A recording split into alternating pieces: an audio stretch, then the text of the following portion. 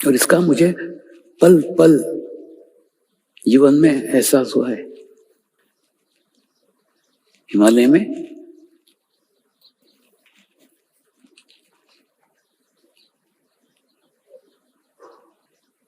कई स्थानों पर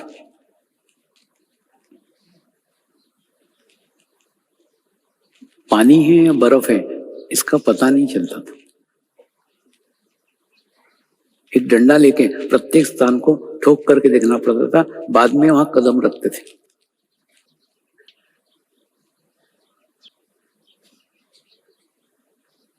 कई बार ऐसा लगता था कि बर्फ है और पैर रखो तो बर्फ की परत फूट जाती थी, अंदर पानी रहता था।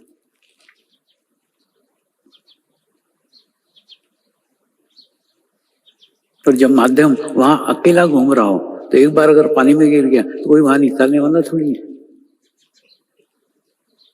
लेकिन सदैव विष्णु के रूप में गुरु सदैव साथ रहते थे, सदैव आसपास रहते थे। इसीलिए पूर्ण जीवन को उन्होंने सुरक्षित रखा था और रखा है। आज भी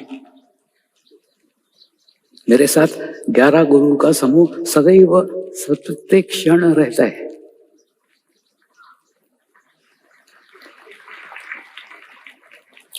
अभी भी आज भी विद्यमान है।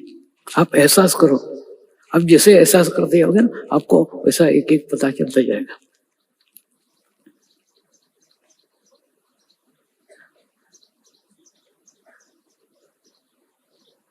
तो जितना एहसास करोगे उतना ही विष्णु के रूप में आपको एक सुरक्षा कवच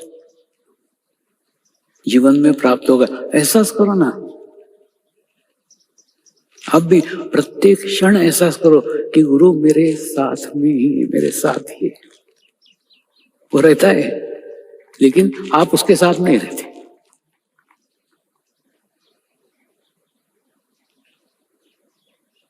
इस एहसास का जीवन में सदैव आपको लाभ होगा। एक तो कोई भी गलत कार्य आपके हाथ से होगा ही नहीं, क्योंकि चित्त सदैव गुरु पर रहेगा। तो गुरु की ऊर्जा, गुरु की एनर्जी आपको गलत दिशा में जाने ही नहीं देगी।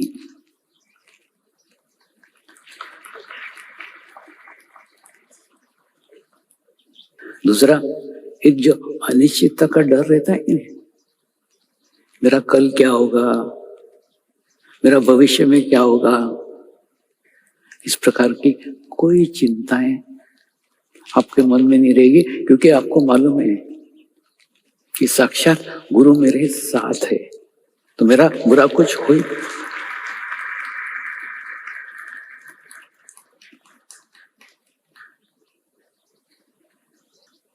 तो विष्णु के रूप में गुरु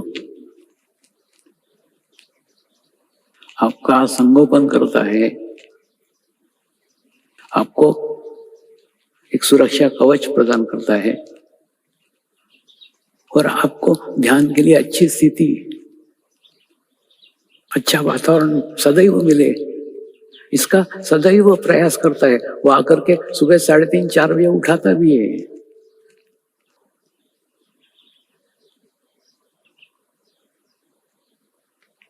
एक ब्रह्म मुहूर्त पे ध्यान करने का एक अलग ही आनंद है।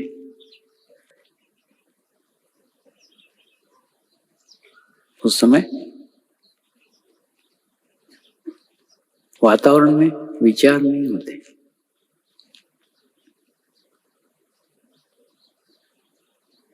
जैसे हिमालय के गुरु जाकर के निर्जन स्थानों पर बैठे,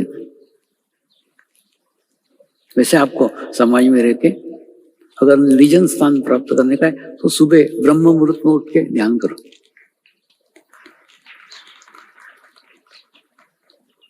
क्योंकि आसपास विचार नहीं होंगे, तो एक उपयुक्त वातावरण आपको देता है कि आपको ध्यान के लिए सुविधा प्राप्त हो। आप ध्यान के मार्ग पे चल सको।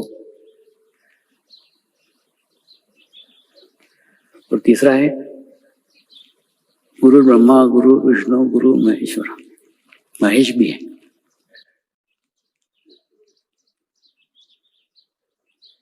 वो आपके कर्मों को काटता है।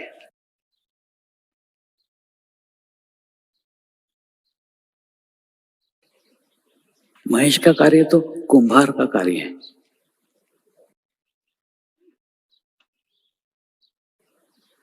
अच्छी मिट्टी सिलेक्ट करना, अच्छी मिट्टी को कूटना, अच्छी मिट्टी को तैयार करना, और उसके बाद में संपूर्ण घड़े का रूप, घड़े का फाइनल टच देने का काम महेश का है, शिव का है। ऐसा नहीं है कि आत्म साक्षात्कार के बाद में आपको कष्ट नहीं आए होंगे, आपको तकलीफें नहीं आएंगी। मुझे भी आई थी ना, आत्म साक्षात्कार के बाद में भी तकलीफ आई थी, कष्ट आए थे। और कई बार तो गुरुओं ने कष्ट दिए थे, गुरुओं ने तकलीफें दी थी, गुरुओं ने परेशान किया था।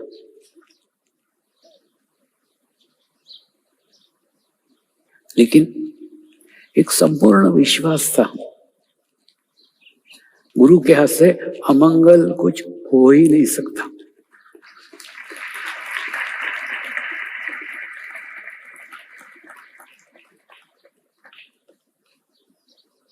तो एक गुरु ने खूब कष्ट देने के बाद में जब वहां से विदा हुआ,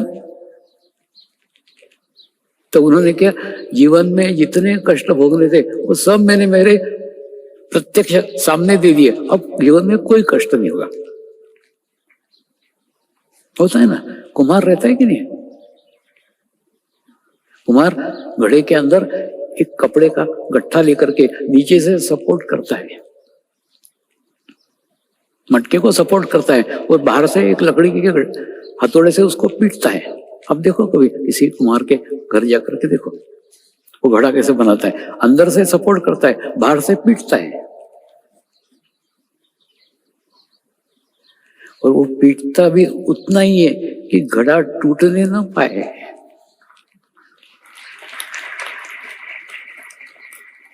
तो आपको भी गुरु पीटेगा, जरूर पीटेगा, लेकिन घड़े का निर्माण करने के लिए टूटने नहीं देगा।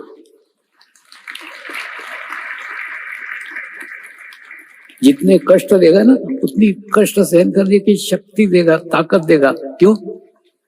क्योंकि सारे कष्ट आपको इसी जन्म में भोगने के हैं, अगला जन्म ही नहीं है। मेरा भी अगला जन्म नहीं है, तुम्हारा भी अगला जन्म नहीं है।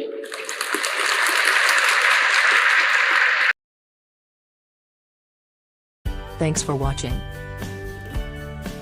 Like, Comments share, and subscribe.